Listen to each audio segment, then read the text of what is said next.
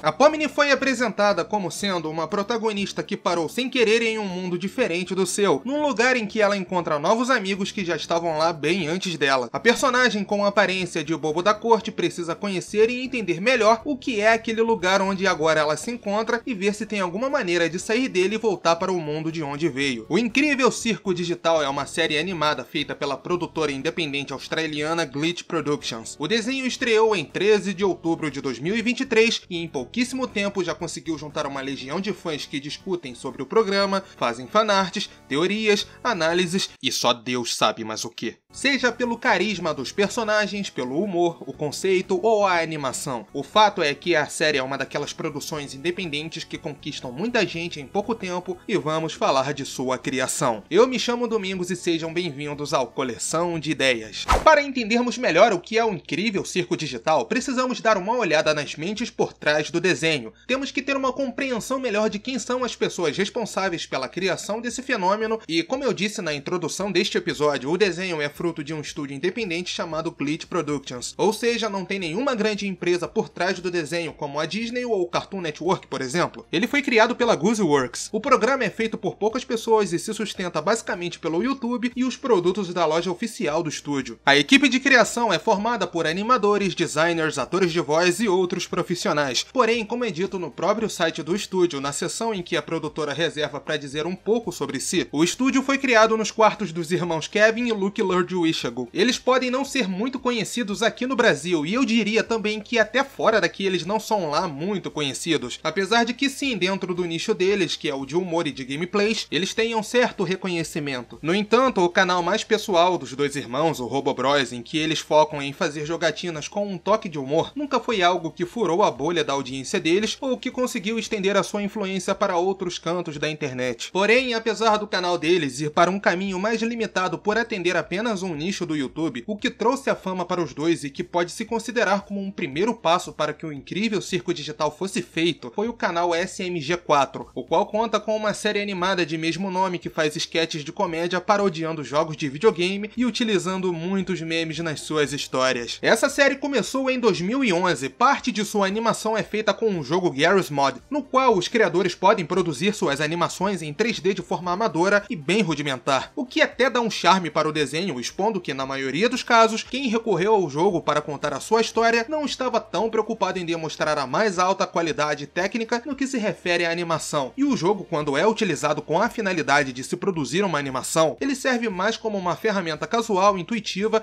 e de fácil acesso para se fazer paródias de personagens já conhecidos da cultura pop, como é o caso do próprio SMG4, que utiliza vários elementos dos jogos do Mario, e o próprio encanador italiano da Nintendo é parodiado dentro dessa série dos fundadores do estúdio Glitch Productions. É bem inspirador perceber que os caras que faziam a série animada que tira sarro com um monte de personagens de videogame, usando ou o Garry's Mod para fazer o trabalho de animação, ou o próprio jogo Super Mario 64, depois de muito tempo conseguiram formar uma equipe de animação independente e ser os produtores executivos de um dos maiores sucessos do YouTube nesse meio de séries animadas. Os dois irmãos agora têm seu próprio estúdio com um desenho animado com conceitos e personagens originais de uma artista que colocou muita inspiração no projeto. E além disso, se virmos o portfólio de produções do Glitch Productions, o Incrível Circo Digital, que já no seu primeiro episódio tinha um nível bem profissional tanto de roteiro quanto de animação, no segundo episódio lançado que expande o universo do desenho, é bem perceptível que o nível tanto de escrita quanto das técnicas de animação do estúdio evoluiu. Mas antes de eu me aprofundar um pouco mais nas questões técnicas dos episódios do desenho da Pomni, eu peço a você que está assistindo ao vídeo, caso esteja gostando, para que deixe um like aqui pra gente, porque fazer esse tipo de vídeo que contém pesquisa e roteiro dá trabalho e leva um certo tempo, então dar um like pra gente nos ajuda muito. E falando em ajudar, aqui nos vídeos eu sempre reservo um espaço para quem puder contribuir financeiramente com o canal, mas dessa vez eu peço para que vocês doem para as cozinhas solidárias do MTST, que estão neste momento preparando refeições de qualidade para as vítimas das enchentes no Rio Grande do Sul. O Pix, o Apoia-se e a conta bancária deles estão aí na sua tela durante todo o vídeo para você escolher doar qualquer valor por qualquer um dos 3 meios. E esses dados também estão na descrição deste vídeo. Eu sei que eu não sou tão influente no YouTube, mas eu peço para que quem está me assistindo, para quem este vídeo alcançou, fazer uma doação neste momento tão catastrófico que o Rio Grande do Sul está passando. Meu muito obrigado para quem vai engajar nesta campanha para ajudar a salvar vidas. Eu sei que o Glitch Productions tem outras animações que eu poderia citar neste vídeo, mas Mas eu escolhi pegar o SMG4 como exemplo de comparação para o incrível Circo Digital, porque ele é uma série que demonstra muito bem como é a caminhada criativa de muitos autores ao redor do mundo. Vem comigo! SMG4 começou lá em 2011 como um projeto de paródia, ou seja,